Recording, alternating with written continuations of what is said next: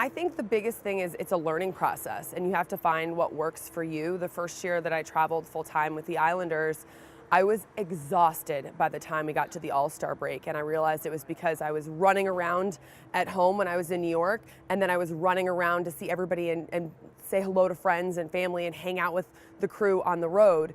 And I kind of had to find that balance for me. And while I do have a severe case of FOMO all the time and I want to be doing whatever everybody else is doing, sometimes I have to just stay in, take a bath, and go to bed early and watch some Netflix. As far as eating healthy, I think you just need to do what works for you. When you go to the rink, some rinks have great food and some you're kind of limited to like the hot dogs and the pretzels, which are great here and there, but if you eat that all season long, you're not gonna feel great by the time the summer comes. So a lot of times I'll bring in a salad or bring in something to eat later at night. At home, I'm a SoulCycle fan. So I try to go to SoulCycle at least once a week because it's really expensive.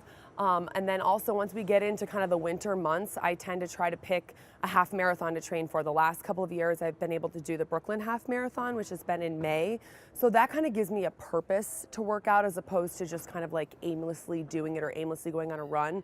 And I think it's also fun because it's a great way to see some other cities. So you have a chance to run around different neighborhoods, run around different cities. Sometimes you're on a treadmill, but if it's nice out, it's nice to get a good run in when you're on the road.